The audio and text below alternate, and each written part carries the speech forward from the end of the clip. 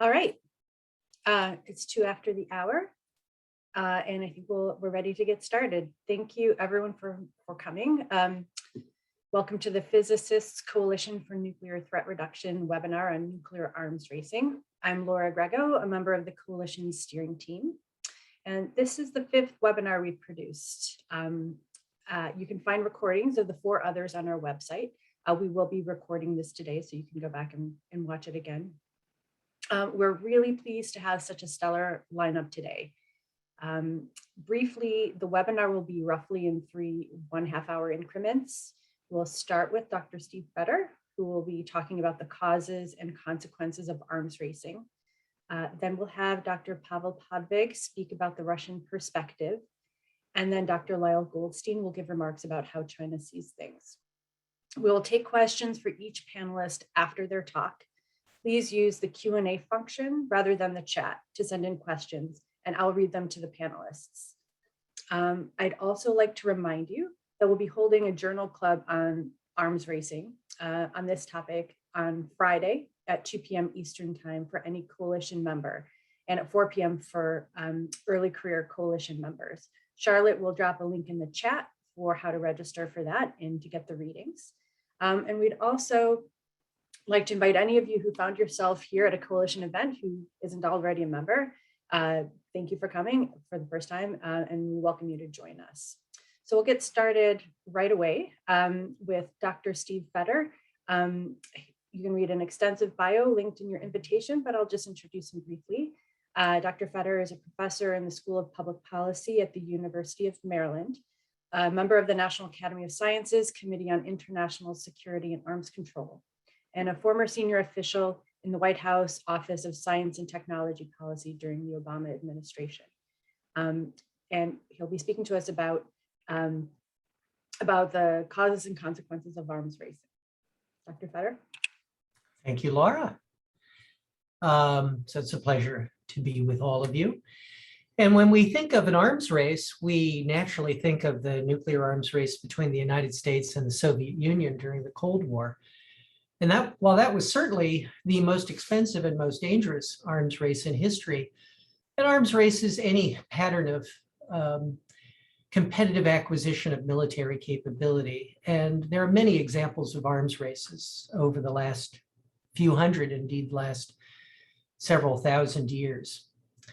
And arms races are usually characterized by an action-reaction cycle in which states respond to the military buildup of a rival.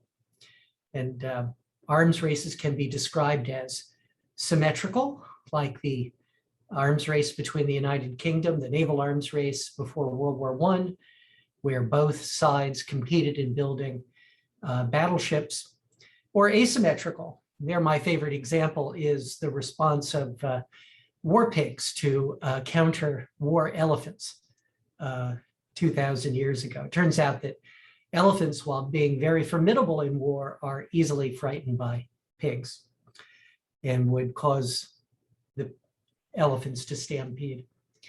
Arms races can be quantitative, a race to acquire more ships or tanks or missiles, or they can be qualitative, a race to acquire a better capability. So during the Cold War, a key response of the United States was to increase the accuracy of its weapons so that fewer would be required.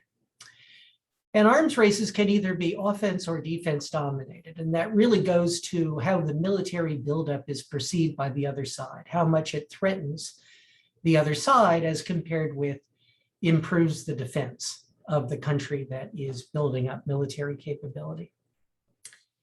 And finally, arms races have both internal and external factors. And I'm going to focus primarily on the external factors in which states, as we know, the international system is anarchic. There's no global authority to regulate competition between states. And so states acquire military capacity as one way of achieving their goals. And those goals could either be offensive or defensive, or you might characterize them as greedy versus security. An offensive goal is to change the status quo by compelling other states to make concessions or by waging and winning a war. Defensive goals are to preserve the status quo, to provide security against possible threats. If adversary goals are offensive, then a military buildup may be unavoidable to deter or respond to aggression. But if adversary goals are defensive, if they're driven by a need for a desire for security, for preservation of the status quo, then there can be a mutual interest in avoiding this military competition through cooperation and arms control, but through agreements to limit this action-reaction cycle of buildup. The problem is that adversary goals and intentions are often unknown or uncertain, or they can change with a change of leadership. And so states can sometimes guard against the possibility that adversaries might have or may have offensive goals that would pose a threat to their security. And so states sometimes build up arms in response to possible threats, threats that may not actually exist, but might possibly exist, which then triggers buildups by the other states in this action-reaction cycle. This is sometimes referred to, or it gives rise to, what's known as the security dilemma, that actions taken by one state that they intend simply to increase their own security cause reactions by other states that decrease its security, prompting the first state to take actions to increase its security, et cetera, et cetera. This is the action-reaction cycle that can occur even when both states' goals are limited to their own security. Now, much of the Cold War debate was about the goals and intentions of the Soviet Union. Those who believed that the Soviet goals were primarily to secure its own security generally favored arms control, but those who believed that Soviet goals were aggressive, that the Soviet Union was bent on dominating Western Europe or indeed spreading communism to the whole world, generally supported arms racing because they believed that there was an aggressive threat, a threat to the status quo that had to be countered. Some other factors that fuel arms racing, related factors, are, the first is uncertainty about those adversary capabilities and intentions. Of course, the intentions are hard to know, but even the capabilities can be hard to know, especially before the advent of photo reconnaissance satellites that could track accurately the military capabilities of the other sides. But to the extent that there's uncertainty about another side's military capability, it can foster worst case assumptions and worst case analyses. And other sides then result in larger buildups just to be safe. There's also the factor that modern military programs take a long time to develop and deploy new military capabilities. And so states begin, well, when they're considering new systems, they have to plan for 10 or 15 years or 20 years in the future. They have to project out what are the possible threats. And they often think of what could be the worst possible threat in 10 or 20 years. And that leads to inflation of military buildups. There's something that is referred to, I think, by Herb York years ago as the fallacy of the last move. Seeing one's own reaction, one's own military response in the context of a potential adversary's previous actions, rather than as a factor that would fuel the reactions of the adversary and might ultimately make you less secure by causing a military buildup, by accelerating the military buildup of the adversary. Is something that really should be taken into account. And then finally, we can see this both in history and today, technological and economic either optimism or pessimism during the, say, at the end of the Cold War, there was a lot of triumphalism about the United States and its technological and innovation and economic capability being the reason that the United States prevailed in the Cold War. But if you go back to the 1960s, there was a lot of pessimism that a centrally planned economy could outcompete a democracy and a market economy. And you see a little bit of that today in the debates about the US-China competition, about whether the United States can keep pace with a country that can more centrally plan its responses.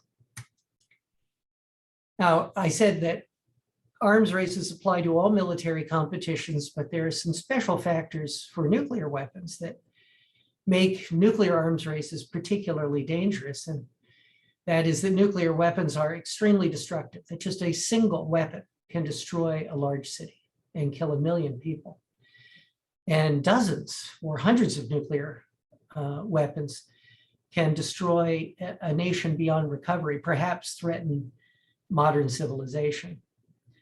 And it is, of course, extremely difficult to prevent a determined adversary, the United States, Russia, China, from being able to deliver dozens or hundreds of nuclear weapons, no matter what an adversary might do to try to prevent that. And above that level, above dozens or hundreds of nuclear weapons, there's really no military or strategic benefit to many hundreds or thousands of nuclear weapons and potential detonations. And that should limit the potential for arms racing, but we have seen in history that it is not. Not, I think, primarily for two reasons. One is there is a strong desire to try to escape from this mutual vulnerability. It just seems intolerable that one should not be able to protect oneself against attack. But also there's been a persistent belief that numerical advantage can convey some political or military advantage, some bargaining advantage. And that has in the past led to buildups of nuclear weapons on both sides. Just to mention the internal causes of arms races, these are even apart from what an adversary might do. There are groups within a country. In the United States, the Department of Defense, defense contractors, labs that do defense work, which have an interest in a continuing arms competition and buildup. There are competitions between organizations, even within DoD, within the services, for example, to preserve and enhance their status that can lead to unnecessary or redundant military programs. And then finally, politics. Politicians can overstate external threats and the need for arms spending in order to get elected. And here, the President Kennedy's allegation of a missile gap when he was running for president in 1960 is a good illustration of this. It turns out there was a missile gap, but it was greatly in favor of the United States. And after President Kennedy took office, then the challenge was to limit the missile buildup. And this applies even to authoritarian regimes, see, that projecting a fear of an enemy can be a potent factor in staying in power. And these internal and external causes can interact and reinforce one another so that the actions that an adversary takes to build up their forces can fuel all of these internal causes of and reinforce the arms race. Now, the consequences of arms races are significant and serious. The first and most obvious is unnecessary and excessive military expenditure, but then maintaining support for those expenditures often requires an increasingly hostile view of adversaries. And that hostile view damages relations between countries and fosters a lack of trust between states. That lack of trust can increase the likelihood of crises, and when crises occur, can increase the probability of war, and because both sides have been arming themselves excessively, it can increase the destruction if war occurs. I thought I would end with a brief history of the US-Soviet nuclear arms race, which really began with a one-sided race of the United States to develop nuclear weapons during World War II. I say one-sided because the US was motivated to launch the Manhattan Project primarily by a fear that Germany might develop nuclear weapons. That turned out to be unfounded. Germany did have a project, but it was not very advanced and was overwhelmed by Allied bombing. But the United States, as we all know, succeeded in developing nuclear weapons in 1945, fission weapons, and detonated the first nuclear weapons, actually used them, the only time nuclear weapons have been used, on Hiroshima and Nagasaki in 1945. And that did trigger efforts by first the Soviet Union to match that capability, which the Soviet Union did in just 4 years. So in 1949, the Soviet Union detonated its first fission weapon. That then triggered a race to develop thermonuclear weapons. The United States, which can be 1,000 times more powerful than the fission weapons that destroyed Hiroshima and Nagasaki. And the Soviet Union followed just a few years later with the detonation of its first thermonuclear weapons. And then the United States rushed to greatly expand the nuclear arsenal, particularly tactical nuclear weapons in Europe. And this is an illustration of an asymmetrical race, because the United States did this primarily to offset Soviet conventional military capability in Europe.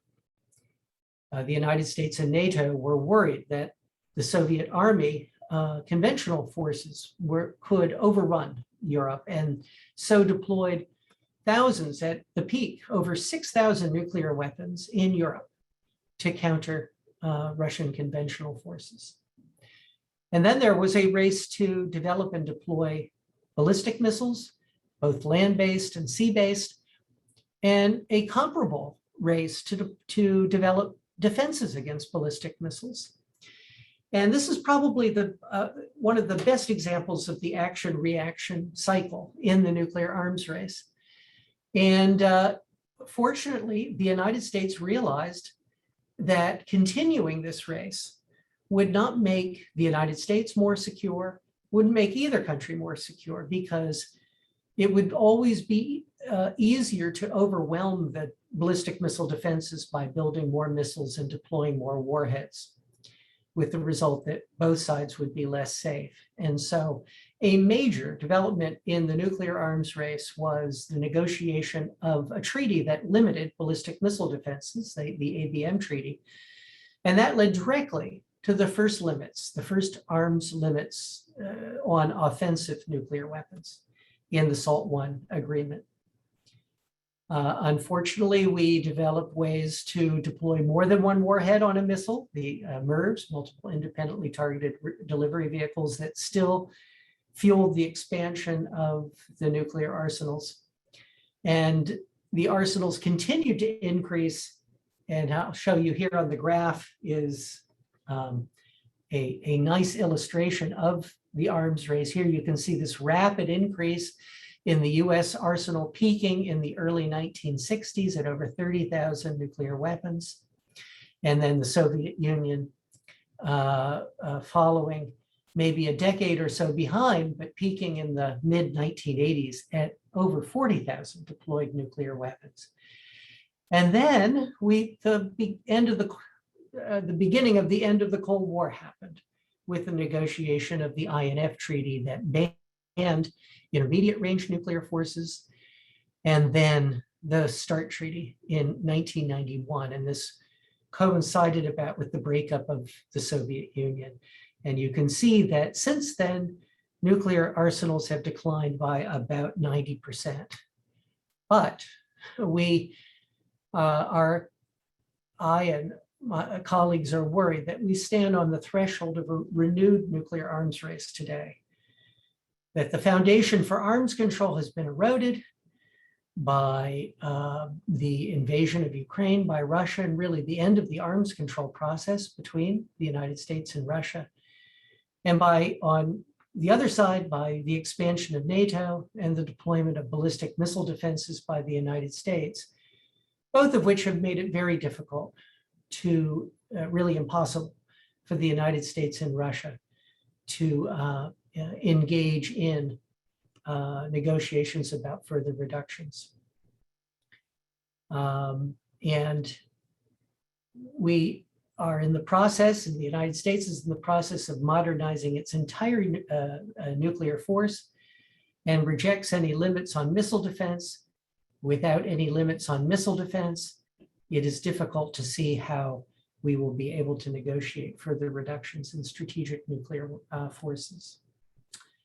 And so with that, I will stop and turn it back over to Laura. Thanks, Steve. Really illuminating talk. That was excellent. I'm going to invite participants to submit questions using the Q&A function you'll see at the bottom of your screen. And then I'll ask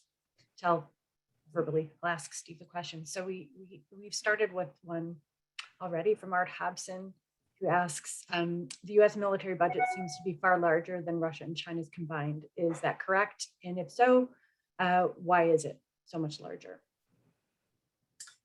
Is that a question for me? That's a question for you. Yes, the US defense budget is by far the largest in the world. And I think that the US and its allies compose about 70% of world military spending. And why is that? Well, we are all, have a democratic government, and I think we all have to take responsibility for not electing leaders that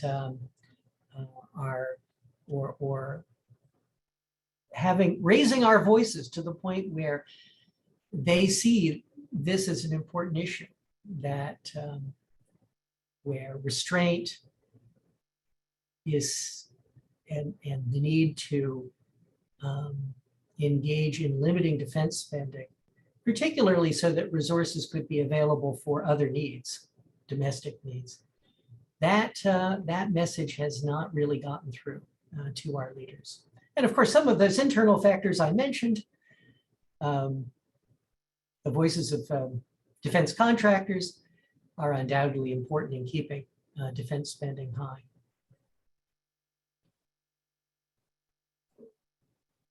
Great, thank you. We do have another question from Cheryl Spencer. Why is it a mistaken belief that superiority conveys bargaining advantages? In history, did that not happen? Well, I think it's a mistaken belief in the case of nuclear weapons, because above a certain level, more nuclear weapons does not confer any military or political advantage. All one needs to do to deter is to persuade adversaries that any use of nuclear weapons against the United States would result in devastating retaliation. And that can be accomplished at much lower levels of nuclear forces than currently exist. So having 10 times as many would not, there's no reason to believe that that would be any more potent a deterrent.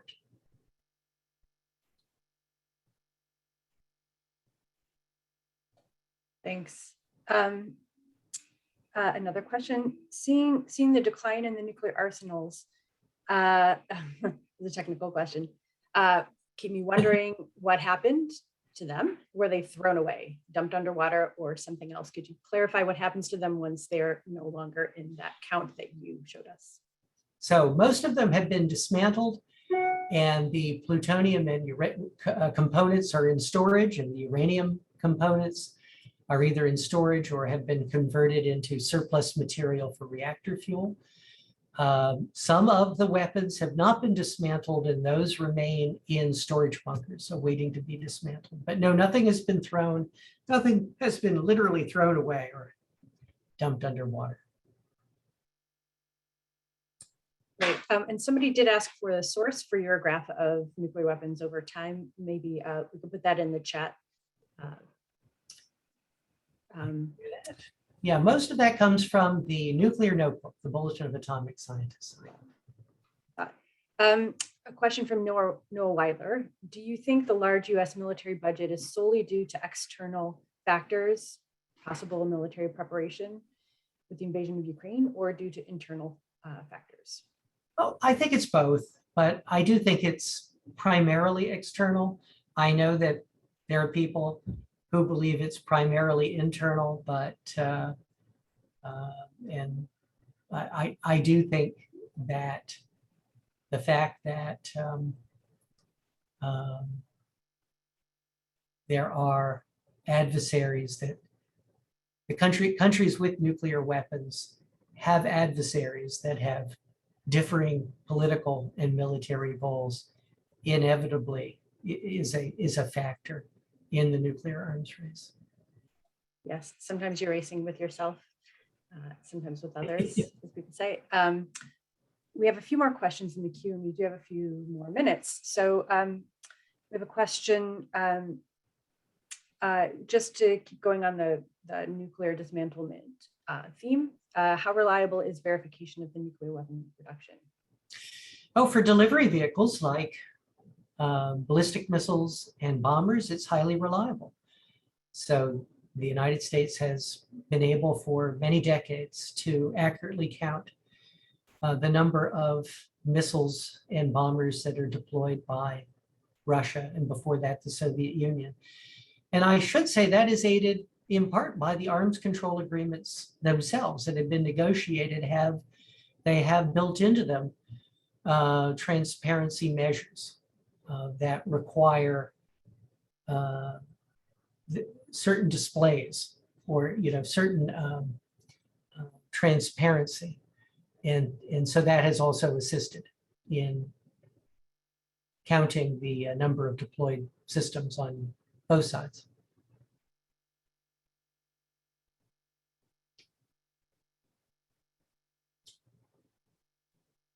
I can't hear you if you. Oh, I muted myself, sorry. We have two questions that are sort of getting at some of the same thing, which are fairly general questions. Harrison Prosper asks, do current leaders believe that nuclear war is survivable? If so, is that part of the problem? And Alan Robach asks, how can deterrence work if the use of nuclear weapons to retaliate would kill those using them? Well, for the first question, we just had a restatement by Presidents Biden and Putin of the Gorbachev-Reagan statement that a nuclear war cannot be won and must never be fought. And I believe that they believe that nuclear weapons are so destructive that it's hard to believe that a country can win in any sense a nuclear war. And how could deterrence work if the use of nuclear weapons to retaliate would kill those using them? Well, that is the essence of the fact that nuclear weapons are so destructive that neither side has an incentive to use them. Great. We have a couple of questions that are going to start veering to some of what we're going to get into later in the panel, but since they were put to you and you might have a different perspective. A question from an anonymous attendee. China recently threatened Japan. Russia has threatened the use of torpedoes to destroy the eastern seaboard. Our government didn't respond to either threat. How should these threats affect our nuclear posture? Well, in reference to the torpedo, I think this is a good illustration of the pernicious effects of ballistic missile defense developments. I think the system that you're referring to is a high-speed nuclear-powered torpedo that Russia is said to be developing. That makes sense only as a response to concerns about US ballistic missile defenses, because this is a system that would not be vulnerable to missile defenses. It's a reflection of Russia's desire to ensure that it has a retaliatory deterrent force. And so I think it's a mistake for the United States to view this that is a provocative development that requires a response, it's really an illustration of how US missile defenses have undermined stability. Thanks. Very, very enlightening. There's another question sort of along this thread that I think we'll probably ask Pavel his opinion too. Was Russia's aggression in Crimea and Ukraine a consequence of NATO expansion?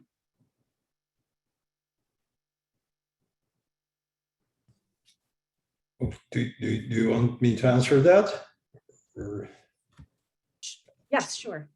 Yeah, I could try. I mean, yes and no. I think that would be probably the answer.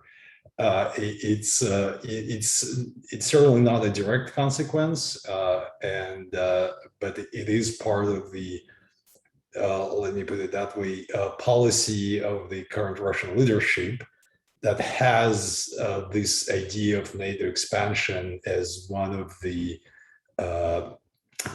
reasons to justify that policy and sort of legitimize its own concerns and development. So I don't think there is a straight line here, but it's certainly was a factor, although very distant one.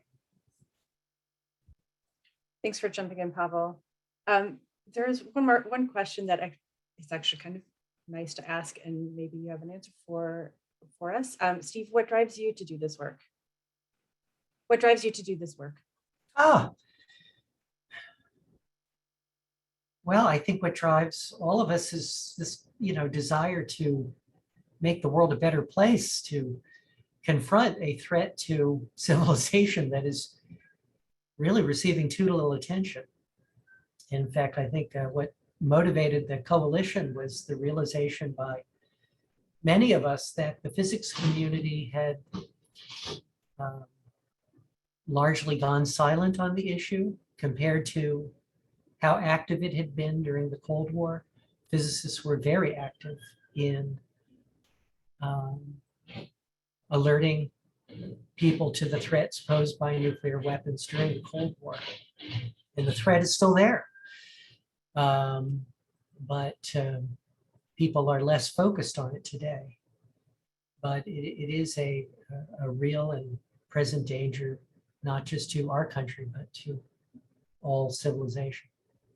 And so we need to make our best efforts to educate the rest of the physics community, but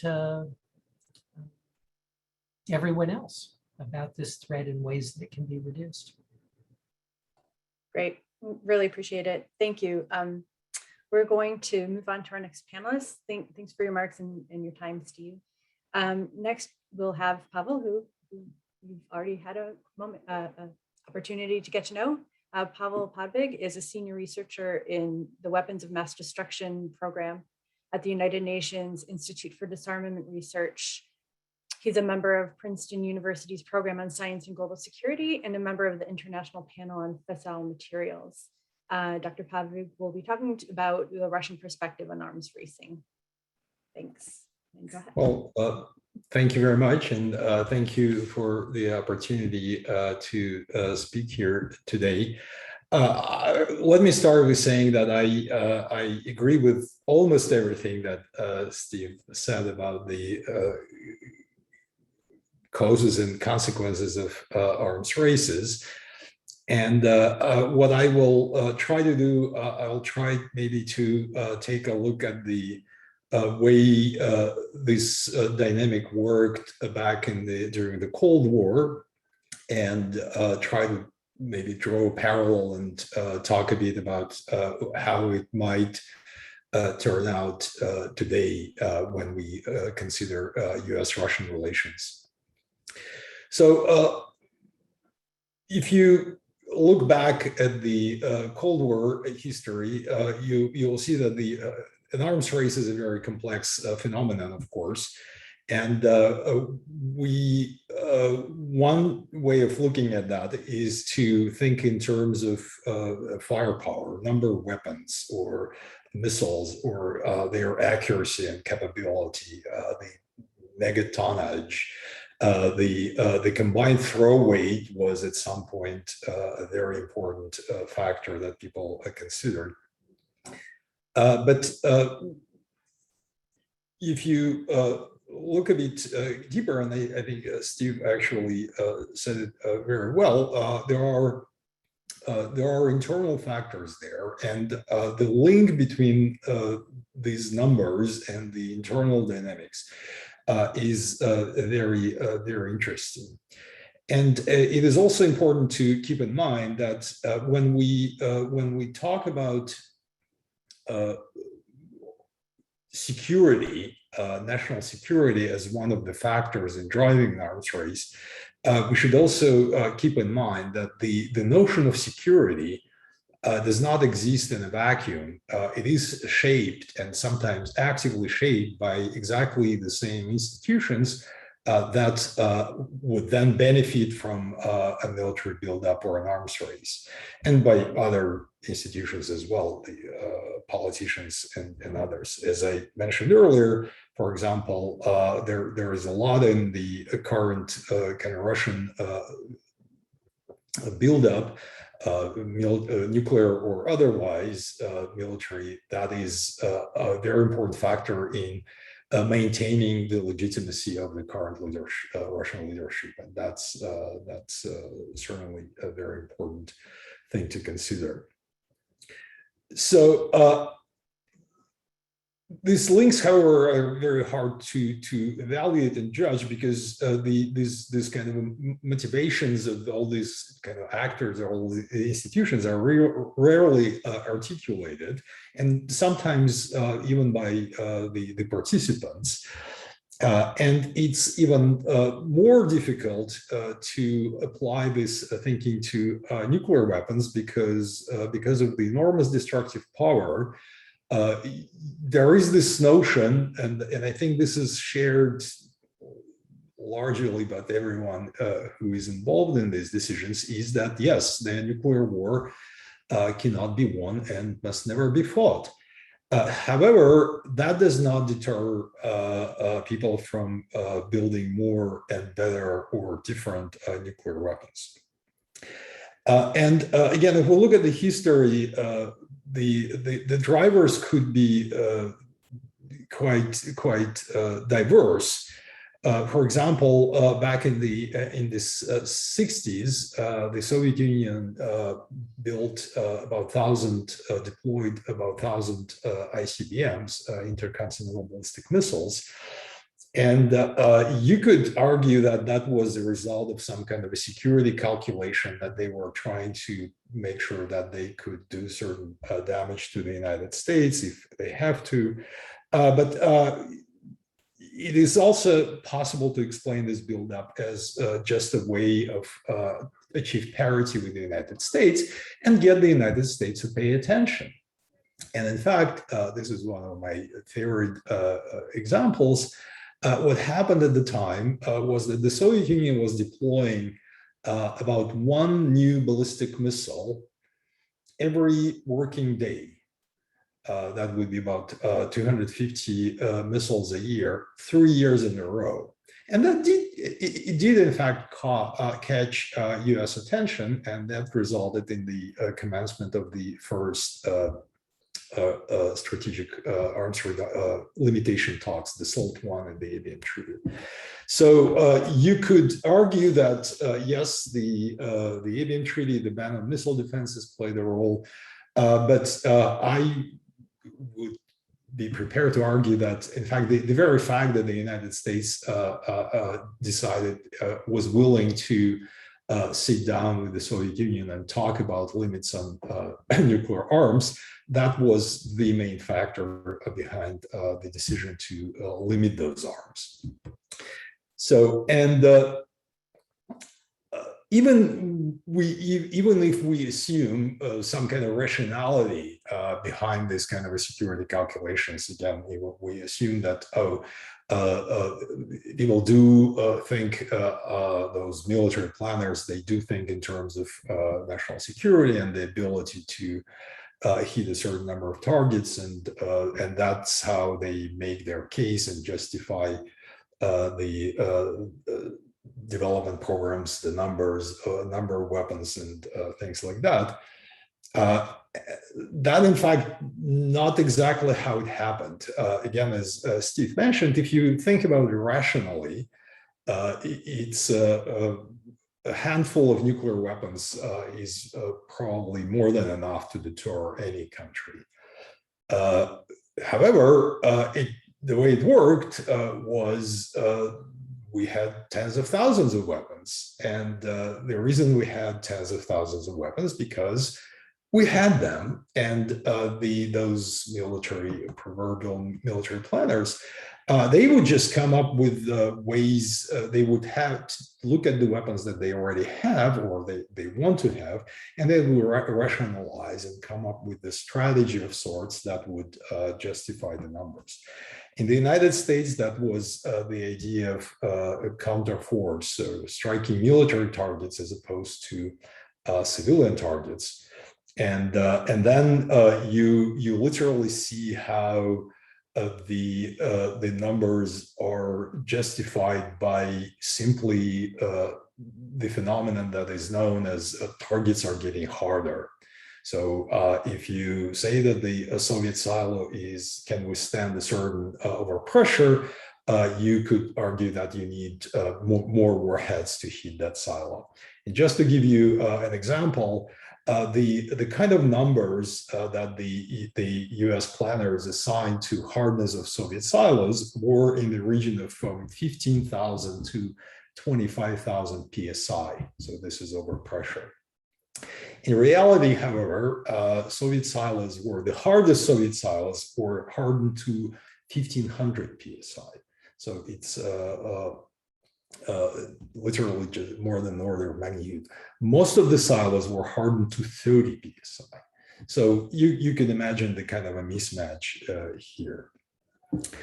The Soviet Union also could easily find all the ways to justify the numbers. Again, they didn't have counterforce, they didn't have the capability, but they could argue, oh, we need all those thousands and tens of thousands of weapons to make sure that we can deliver those 12 weapons that we need to deter. And that's how the process kind of worked and fueled itself.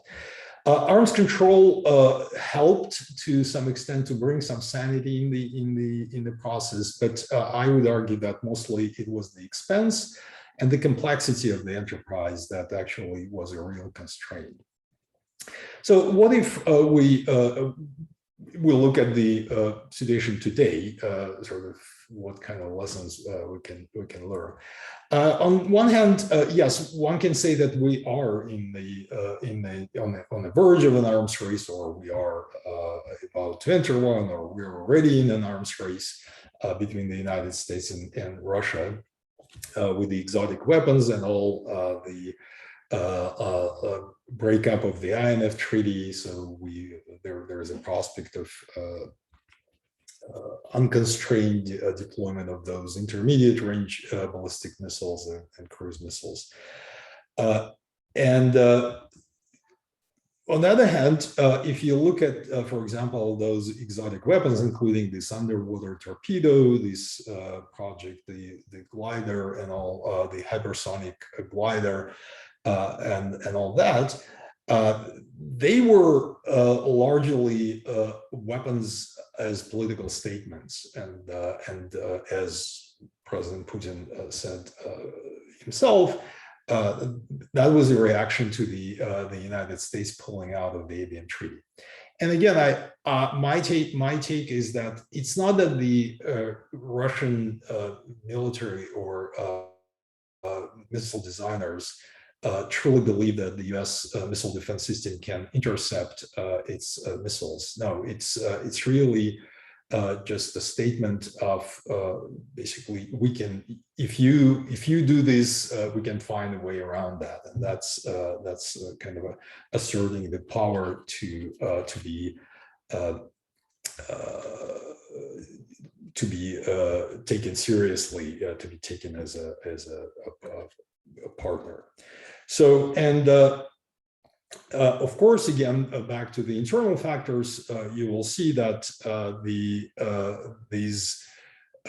once the United States pulled out of the Abraham Treaty, that was a very fertile ground for people who were very interested in pushing their favorite proposals. For example, this hypersonic glider system known as Avant-Garde, it's a project from the 1980s, and that was revived in 2000s, precisely with the message that this is something that would kind of fly around the American missile defense, and that was the message that the political leadership was very warm to.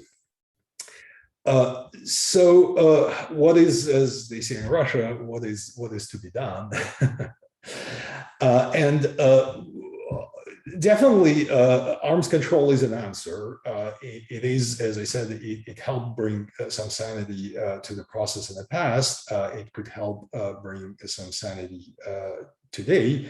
But we need to think carefully about arms control in the sense that it's not that arms control helps you find this kind of a magic mutual assured destruction equation or some kind of a strategic balance that means that you have like equal destructive capability. From that point of view, both sides, if we're talking about US, Russia, they have more than it is ever reasonable in terms of the number of weapons. The idea of arms control is to create the environment in which each side, each party would basically step back and say, yeah, we are happy with what we have. And this is actually what happened back in the day. That was roughly what happened in the very first agreement, the SALT I in the 72. Then this is precisely not what happened with the successor treaties of SALT II, which was exactly which was negotiated, signed in 79, and which was exactly the attempt to find that balance, to find this kind of equation that would satisfy everyone. And because the conditions just were not there, neither side was very happy with the status quo. This is, again, we go back in START I, signed in 1981. That there was, it's not that there was a balance of sorts. No, it was just an agreement that both sides said, okay, we are happy in cutting our forces in half, and that's what we do. Of course, the complicating factor is that any kind of this agreement that creates this kind of environment, it would have to come in the guise of this kind of a strategically balanced treaty or something. But at the same time, it's not. It's entirely possible that this process itself, the arms control, the negotiating process, would actually create these conditions. And again, we've seen that before with the New START treaty is a very good example. What happened was that if you take missile defense, for example, the missile defense program back in 2009 was as healthy as it is today, or it was 15 years ago. But what Russia decided that basically, okay, we are happy with the status quo. We are happy. We're looking at what this. We know that this program cannot do very much, and we are happy that it just mentioned in the treaty very briefly. So that would be my take on these things. So let me just conclude by saying that again, there are all kinds of relationships here in the arms race, especially the nuclear arms race, and it's sometimes it is very difficult to distinguish between the cause and effect. But well, that's the situation we are in. Okay, I'd be happy to try to answer your questions. Thank you. Thank you, Pavel. Very helpful. Again, I invite you to submit your questions using the Q&A function at the bottom of the screen. We do have a question already in the queue for you, Pavel, from looks like Victor Mokayev. And you alluded to this in your talk, but maybe you could draw this out a bit more. He asks whether the Russian hypersonic glide vehicle will be able to change the balance of nuclear power. And maybe you could expand that to all these new nuclear delivery systems that Russia's announced in the last few years. Well, on the changing the balance question, I would emphatically say no, because it's in my view it's a niche capability.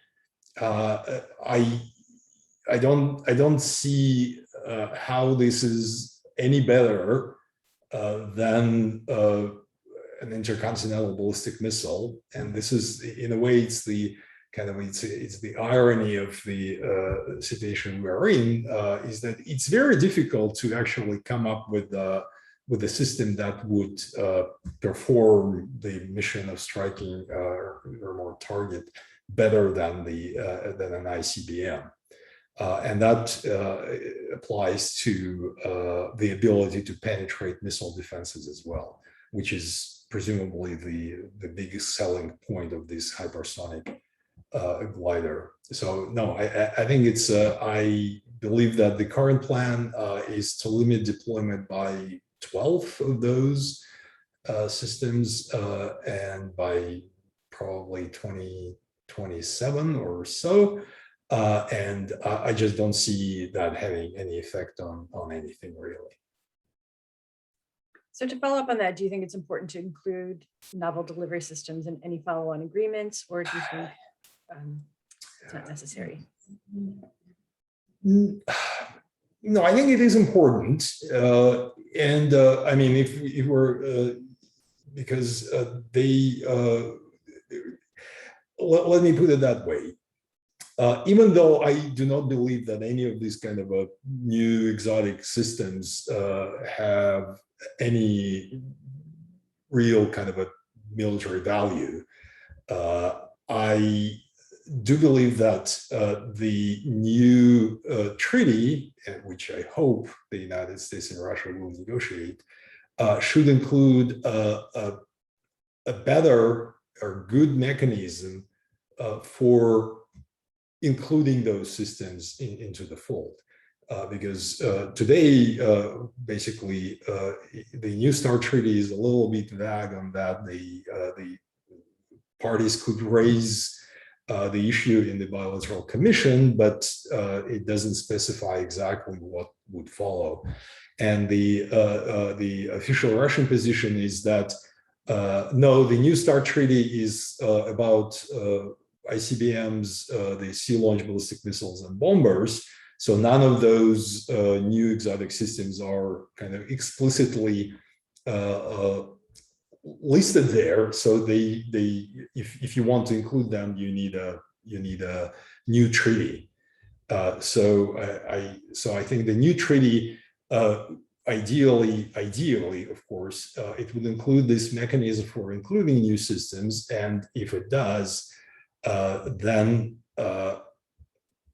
there is a good chance that Russia will just drop them, and without actually, I do not believe that they are worth kind of bringing to deployment, and I hope that having made a political statement, Russia would just kind of retract them and say, okay, we've mission accomplished. Mm-hmm. Okay, thank you. We have a question here from Art Habson. 122 UN nations voted for the International Treaty on the Prohibition of Nuclear Weapons, with 69 abstentions, including nuclear weapons nations and the NATO nations. So that's the statement, but if you have comments on this, can treaty help? Can it be a solution? And I'm going to tag onto that a little bit, something that I read today in Twitter about something that was interesting about Russian domestic perceptions about nuclear weapons, and how do Russians feel about the treaty? How do Russians feel about nuclear weapons? I think the treaty, it's an interesting question whether the treaty will help. I mean, depends on with what. I personally believe that this treaty is a positive step, in the sense that what it does, it attempts to create a norm that says that you should not even thinking about of using nuclear weapons. And that's, I think that's the right question. There are other questions, of course, which the treaty itself cannot really answer, but it's part of the process, and I think it is important that a fairly large number of states basically said that, well, you ought not to rely on nuclear weapons for your security, and that's a start, and then that could move pretty, hopefully take it further. In Russia, of course, it's the general attitude. I haven't seen the most recent, and not that they are very frequent polls about nuclear weapons, but generally, people do believe that nuclear weapons are an important part of the Russian status as one of the leading powers, as they would say. And in many ways, it is indeed the case. And Russia values its status. On the other hand, again, it all depends, as I mentioned, the notion of status, the notion of security is defined. It doesn't exist kind of in a vacuum. It is being defined very actively by people who are shaping these discussions. And it is entirely possible, although it may not be very, very likely, that at some point Russia could redefine the notion of security in terms that do not include nuclear weapons. And again, one of my best examples here, and I think it is a very good example, is you look at the Soviet Union. And the Soviet Union had, as I would say, had all nuclear weapons it wanted, and probably twice as many. And look what happened. The regime collapsed, the country disintegrated, people went through pretty tough economic times and political times in the 90s. And by looking at that, you really have to ask, did nuclear weapons provide any security for the Soviet Union? And the answer is clear: no, absolutely not. And I'm on record, I think, in one of the interviews that I do believe that Russia would be better off security-wise if it just gives up nuclear weapons, just unilaterally disarms, and the country will be in much better shape. Well, good to hear that. Not everyone says that so boldly. So a question that kind of dovetails on this from Cheryl Spencer. How much is the amount of money Russia has to spend on nuclear weapons driving their approach to arms control? It's a budget constrained. She said, I've heard the available amount of money is not really enough for their civilian purposes plus military. So how do you balance the domestic and international security issues? Well, again, this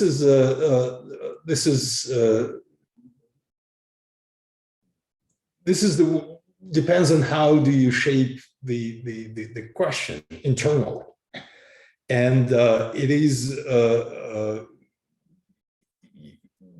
the way it works in Russia is that people do respond to this message that we need to spend all the money on nuclear weapons and other military capabilities because that what gives us status and all that. However, just a few days ago, I saw there was an opinion poll, and apparently the people in Russia were asked if they would rather live in the state that has this kind of a great power status, or they would live in a prosperous state. And I think it was about 60 to 40% people would prefer a prosperous state. Again, these things are shaped and sometimes actively. Again,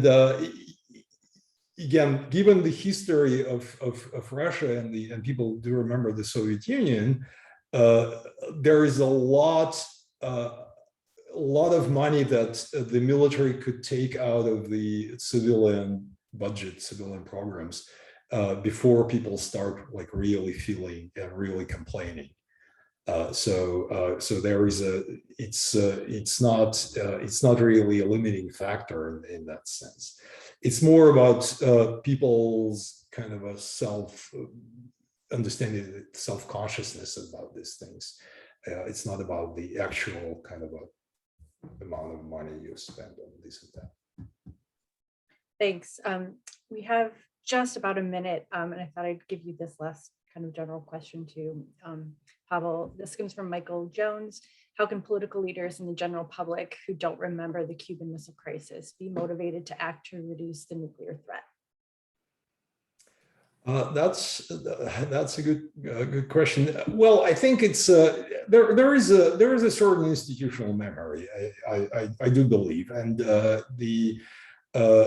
in general, the military, at least the people I had the chance to talk to, in general, people do understand that these are weapons that have enormous destructive power, and they are fairly they try to be responsible about them. So that's I think they're, even though and I agree that the kind of the memory of the past crises kind of fades, and that's certainly something we should keep in mind and be aware that this kind of this does erode our ability to see danger, and that's a dangerous thing in itself.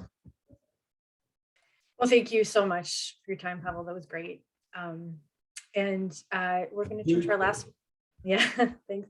Last but not least, Dr. Lyle Goldstein, who is a research professor and the founding director of the China Maritime Studies Institute and an affiliate of the New Russia Maritime Studies Institute at the Naval War College, as well as the author of dozens of articles in Chinese security policy. He's going to give us a view on what Chinese perspectives are on arms racing.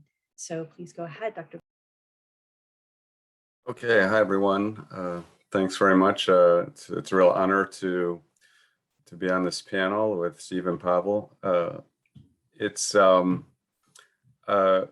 Let me first stay straight up. I am an employee of the U.S. Navy, so I just want to make sure people understand these are my own opinions, and they don't reflect any official assessment of the Navy or the U.S. government. Working for the Navy, though, I get some unique opportunities. Among them was to crawl into the missile compartment for the Columbia class, which is now in build, the very first Columbia class, the new SSBN, as it was being built out, and not too far from my home here, actually. And it was just a very surreal experience, thinking that, looking around at the people in the shipyard are so proud of what they're doing, but at the same time, that if this awesome and terrible weapon is ever used, then really that had to be more or less the end of the world. So that's one of those sobering moments one has when you get close to nuclear weaponry. I don't have a lot of good news, I'm afraid, for the crowd. A little bit, but not too much, and a fair amount of bad news. But we it's very important, I think, that we bring China into this discussion. So let me do my best to try to introduce the topic at least. I put on the cover of this book. I don't know if anybody did any summer reading on the next war. That's what this novel written by a very famous retired U.S. Navy Admiral, James Stavridis. I believe he was a very senior advisor to candidate Hillary Clinton, as far as I can remember.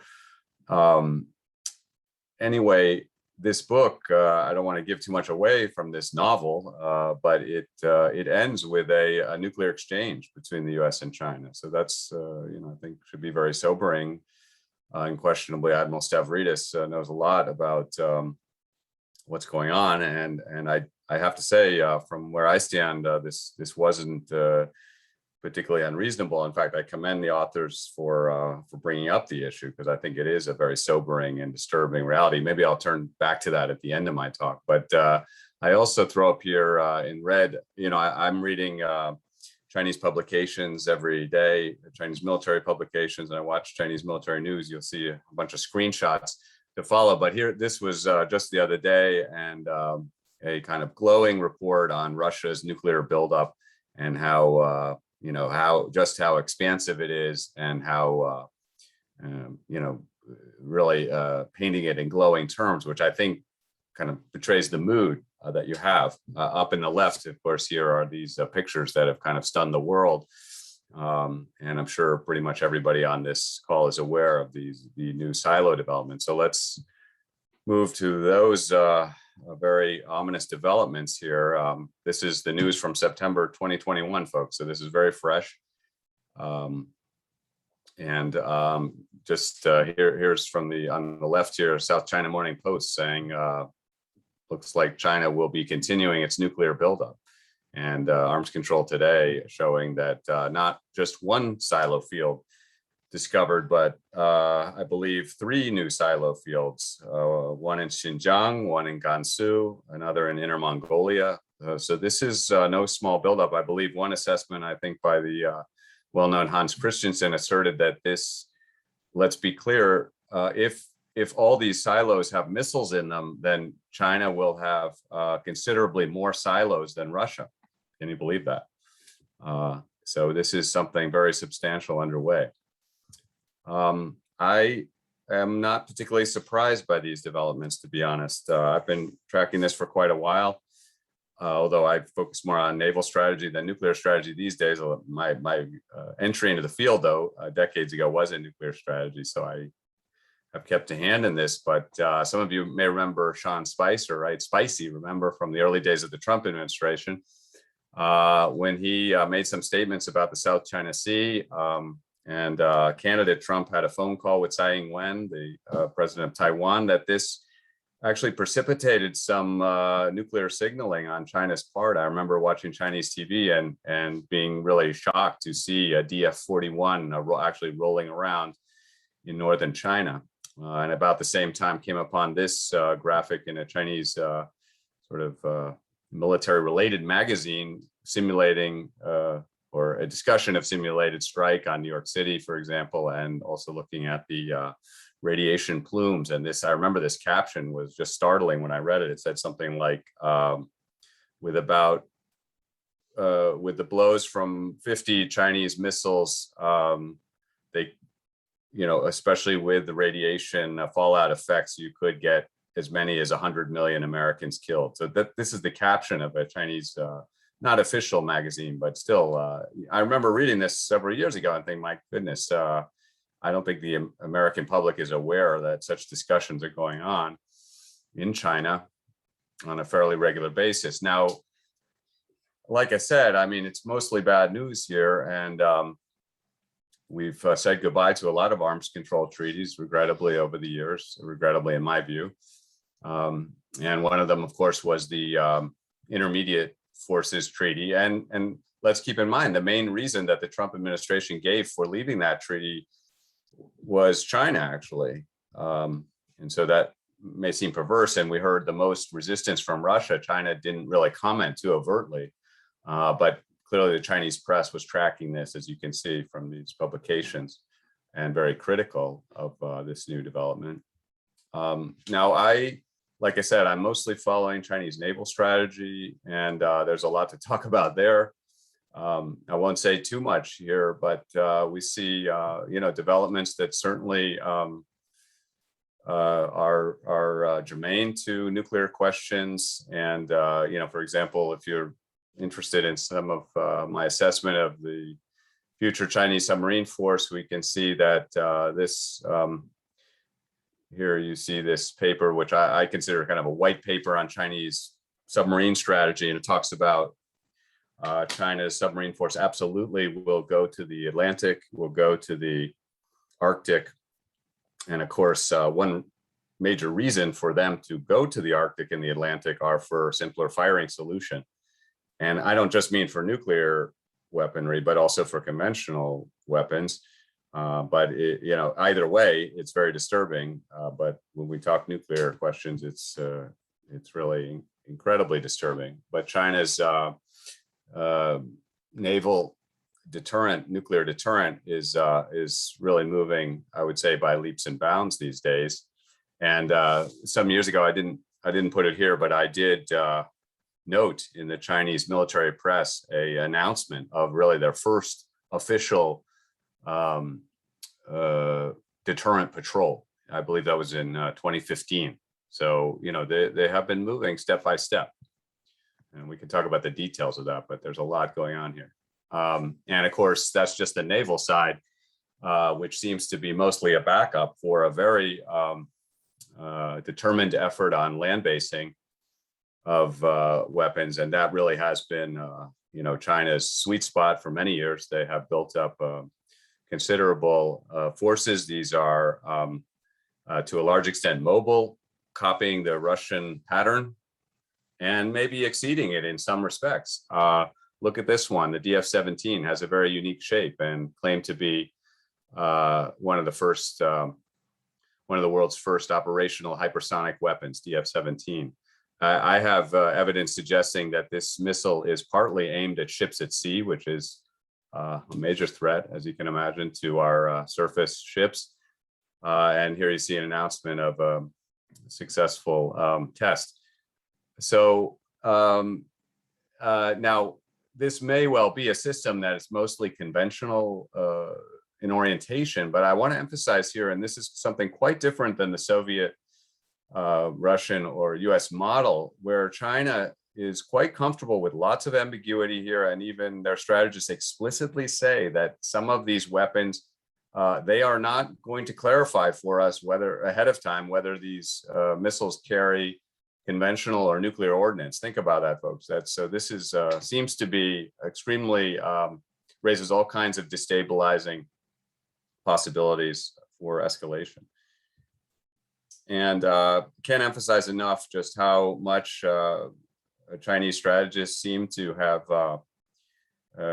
be drinking at the Russian cup. I'm actually writing a book now on this Russia-China quasi-alliance. I know there are a lot of skeptics out there, but to me, we've seen sort of more or less going on 4 decades now of a very stable relationship that is moving along rather swiftly, and you see a lot of, like I said, Chinese admiration. This is a set of articles from 2021 that gives kind of a full really 30 pages of discussion about the full outlines of and all the details of Russia's nuclear buildup. And like I said, I'll show you some evidence in a second about that shows how the Chinese seem to be rather jealous of this of Russia's prowess in this area, and seem to want to play catch up to a large degree. And this is not just in strategic nuclear weapons, but here you see, for example, in red circle, some discussion of Iskander, the Russian tactical system in Europe. And I've seen a lot of Chinese discussion of Iskander, and a lot of it's quite ominous, but it does suggest that the Chinese seem to appreciate some strategic value that comes from maybe advantages in tactical nuclear weapons. So that's quite disturbing. And yes, they are following unquestionably Russia's if you will, the exotic developments. I think we've already talked about this nuclear powered thermonuclear torpedo. I don't know if it was mentioned that it's thermonuclear. That's how we see it at Naval War College, and the Chinese have been quite interested in this, although I don't really see evidence that China has its own program in this area, yet China is quite advanced in UUVs. So it can't be ruled out. Let me, though, try to explain a little more about Chinese viewpoints here. And unquestionably, part of their familiarity with Russia and with the Cold War is that they have a good understanding of, the kind of waste. And we might say China was a leader in this area because they had a minimal deterrent that seemed to really take that waste as something that's well understood. This is in the same report here, you see a discussion of future US military outlays, and shows how much the nuclear outlays are growing within US military expenditures. So, one could almost think that ramping up the arms race could be seen as advantageous from Beijing in the sense that they could outspend us, if you will. We can talk more about that. I did just want to mention North Korea is certainly on China's mind, unquestionably. I could show you 50 slides on that, but we'll call that a different discussion. But I don't think China likes having another nuclear neighbor, but on the other hand, they're kind of resigned to live with it. I'll say that. We can talk more about this in the Q&A. But what keeps me up at night, folks, is I see warnings almost daily about Taiwan, and I think this a war could break out between, certainly between China and Taiwan, but maybe including the US, maybe not. But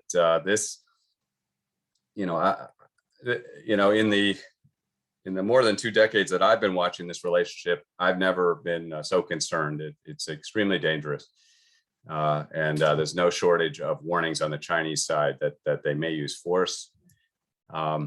And it's fair to say, why is this happening? I mean, what has prompted this? And we don't want to simplify too much. There are many factors at work here, not least that China is much more capable than it's really ever been, certainly in modern history. So it simply has the capability, in my view, to take Taiwan. So that's one driver. But another driver is absolutely political, and that is watching the situation unfold in Hong Kong has convinced many leaders in Beijing that there is no possibility of realizing the so-called one country, two systems. If you look in the top left corner here, you see a picture saying that idea is dead. Well, that was the idea, that Taiwan would come peacefully into the fold. So if the idea is dead, then of course China's conclusion, somewhat logically, is that force is necessary, and perhaps they're even encouraged by Putin's annexation of Crimea, which was relatively bloodless. So I do think many Chinese think that they could do the same, and that they see Putin's genius as sort of manipulating risk, understanding that such a operation is risky, but that it's was quote worth it. So this is a concern. Now, I won't get too much into Taiwan. You already saw my DF-41 here, but I do think that nuclear signaling could be part of the opening gambit here on Taiwan. Here are some flight paths to see other political pressure moves they've been using, crossing the median line, for example. But nuclear signaling is very much on the table. To my estimate, you could certainly see a blockade unfolding. That's certainly one live scenario. A limited attack is possible too, but I don't rule out an all-out attack. And again, that's different discussion, but I think it's actually quite within China's abilities now. So this is something, we could face a kind of Cuban Missile Crisis type situation, in my view, even within the next couple of years. I don't think that they would dare strike before the Olympics. The Olympics are in Beijing, if you don't know, in February. So I think Taiwan is safe until February. After that, I'm not so sure. And indeed, if China elects to use force, this will involve a massive use of firepower, not nuclear weapons, of course, but in terms of drones, air power, cruise missiles, ballistic missiles, and rocket artillery and so forth. You know, to me, how to put it, I'm recommending people stay off of Taiwan, certainly after the Olympics. It really is very, very scary. On the nuclear back to the nuclear rivalry, though, let me just wind up with a few slides on that. You know, they really follow very closely what we're doing. For example, this little nugget here showed that they had definitely understood that we were putting a nuclear ordnance back into our submarine fleet. That is the so-called TLAM-N was being, you know, put back into the attack submarine fleet. So that they definitely picked up on that, and this is something we need to worry about, that they will choose to do something similar. And this article I've been perusing over the last week or two is fascinating. It's by a Tsinghua University, Tsinghua in Beijing. I think it's well known probably to this group because they have great specialists on nuclear physics and nuclear weapons issues. I don't know Hu Gaochen, but some may. But this came out in May in quite a prestigious journal, 中国外交, and I'm paying a lot of attention here because it may well explain what is going on. Why is China building up its nuclear posture so robustly? And basically, the argument to get straight to the point, although there's quite a bit of nuance here in this argument, but basically the argument is that yes, they know their deterrent is effective. From a military standpoint, they feel confident that it is a solid second strike force. But the problem is they believe that many Americans, not some Americans do seem to agree that that is a deterrent, but some do not. And they claim that the advantage that the US has in nuclear forces allows the US to engage in what he calls strategic opportunism. Okay, 机会主义. So this is an interesting term to explore. A little bit of good news here in this paper. Professor Hu says that in the Cold War, you know, it's very clear that Chinese strategists understand, you know, MAD, mutually assured destruction. No doubt about that, and that comes out very clearly. And he even goes on to say that there has been no sort of Cuban Missile Crisis-like event in US-China relations, so that's all good. But there's a but here, right? And I think what he's hinting at is that this could happen in the future, and so that's disturbing. I haven't finished the analysis, so I'm afraid I don't have all the punchlines exactly. But one thing that comes across as a major theme in this paper is that in Professor Hu's mind, it seems to be that he sees Russia as in a much stronger position vis-a-vis the United States. Not to be bullied, where he thinks that the US continues to bully China because it doesn't quite have as credible and as strong and as has not reached anything like parity with the United States. So he views this as a problem. Oh, there's my alarm telling me that I better wind up. So, but I will be continuing to look at this paper, and I'll try to be publishing some articles about it soon because I think this is quite important. I'll try to end on a little bit of a happy note, which is, you know, Chinese are very interested in arms control. Probably many on this list know that well. And even in areas that, you know, apart from nuclear weapons, this is a very important area, you know, AI. And we should be talking to China about arms control across the board, in my view.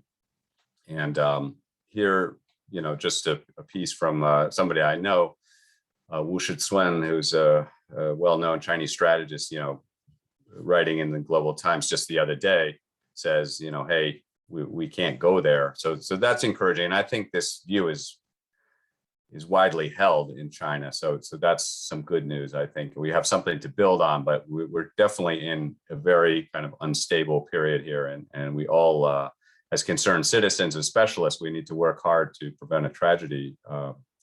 Worse than a tragedy, maybe the apocalypse. So I encourage you all to think hard about these and work for peaceful solutions. Oh yes, I promised one more point on 2034. Would you be able to guess which side uses nuclear weapons first in this scenario? You may be surprised. I'm not terribly. I thought through the Taiwan scenario, quite a bit. And I quite agree with Admiral Stavridis, who says that he sees possibility in the book, and I don't want to give away too much of the book, although there are reasons. I disagree with a lot of assessments in the book, but I do agree with this. He says that in his scenario, the United States actually uses nuclear weapons first. So you can wonder why that was the case. We can discuss more, but it's a very kind of shocking view of how a nuclear war could take place. So let me stop there. Thank you very much, and look forward to questions if we still have any time. We do have time. Dr. Goldstein, thank you so much for your remarks. And if we're here, we're able to stay until 5 past the hour to give you equal time. And we have plenty of questions, so I'll get them going quickly. The first is an interesting one. Segue from the last panel. Does China have any motivation to ever influence Russia in a way that would drive Russia's policy on nuclear weapons? That's from Robert Hayes. They have that kind of relationship. Well, I'd be interested what Pavel has to say, because I imagine he knows a lot about this relationship too. But my view is, many Americans are kind of, how to put it, have almost been conditioned to think that Russia and China will end up as enemies in one respect or another. And partly it is their cultures are very different indeed, and they have a very long border. And in the 1960s, there was a real, basically a small war or a large skirmish. A lot of people died, but I'm very well versed on all of that, and I do think that serves as a kind of frame in which Russians and Chinese view the relationship. And yet, I would argue that the relationship is very close and getting closer, partly driven by their mutual antipathy for the United States. And look, if you look at the locations of the new missile bases the Chinese have created, and those are not small investments, they're very close to the Russian border. So that conveys right there a rather significant trust. And of course, these missiles, if they're ever used against the United States, they would have to fly over Russian territory. And I think the Russians understand that and have not indicated. It's noticeable that Russia has not Russia could have stood up very robustly and criticized China for the nuclear buildup, but they really haven't done that, and that's quite noticeable. Now, a lot of this has to do with the fact that Russia is quite isolated, by all the post Crimea annexation sanctions, and therefore they are turning more and more to China for support, not just political support, but investment and all of that. So I mean, it's a very complicated relationship, but one in which both powers are increasingly comfortable. And now they say things a lot like we're not going to become actual allies, but the sky's the limit for cooperation. So that's sort of talking out of both sides of the mouth, but it seems to work for them for now. But remember, even in October, I think it was October 2019 at Valdai, Putin said he was going to help China. He said explicitly on early warning capabilities. Wow, that's important, and that certainly has an impact on nuclear operations. So no question that was meant to get attention, and it did. Great. We have a question from Juan Manfredi. Thanks you for your excellent talk. China has long held a no first use policy regarding nuclear weapons, and wonders if you interpret the recent tension in nuclear buildup as, would you describe this as putting this policy at risk or reconsideration? Well, I think, I do think one can conceive of scenarios where China does resort to first use, unfortunately. I can outline some of those for you if you want, but I mean, basically, I think the most likely use of nuclear weapons for either the US or China would be if they suffered a very considerable defeat of their conventional forces. The sinking of several massive groups of ships or something like that could result in say, if the US were to achieve that, then China might answer with it some kind of warning nuclear strike. I think that's quite a likely scenario. And I believe that's, if I recall, that is what happens in the 2034 book. So yes, I think this is a problem. I think China has been moving from a kind of relaxed posture. People talked about the warheads being separate from the missiles. I think there's evidence that China is moving away from that. And it's a bit disturbing. Now, declaratory policy is its own, we can say, I fully believe, China is not winning many awards for transparency. After all, look at this buildup underway. It's not like we had a lot of warning, although I think people following it in the field are not terribly surprised. But so will they go to a more, this launch on warning type posture, more of a hair trigger posture? I think it is quite conceivable. And part of this is they see, a lot of strategies by the United States to, what China calls damage limitation, meaning like whether it's ballistic missile defense or whether it's, strategic anti-submarine warfare. But these are ways in which China seems to be coming around to the position. And here I'm basically going off the logic of Professor Hu's article from May 21. And that is that China needs to have a much more robust and more of a war fighting posture in order to achieve real deterrence. Okay, thank you. One quick, actually, fact-based question that goes to your specialty. Do Chinese warships patrol near US shores? And I'm going to add in submarines to that, to the same extent that US warships patrol near Chinese shores. Interesting question. Well, I am one. I live right here. My house is, I'm happy to say, just a couple hundred yards from the Atlantic Ocean. So I joke occasionally, and I'll be there looking for, Chinese periscopes here. But it's not such a joke actually anymore. I can show you evidence that, plenty of evidence that the Chinese submarine force does intend to come to the Atlantic. There have been Chinese warships in the Atlantic fairly regularly now for the last decade. So this is just something we're going to have to get used to. But the question is very well taken, because it's true that it's not parallel, not nearly. And China has, I think, used restraint, but also they've been quite limited in their capabilities.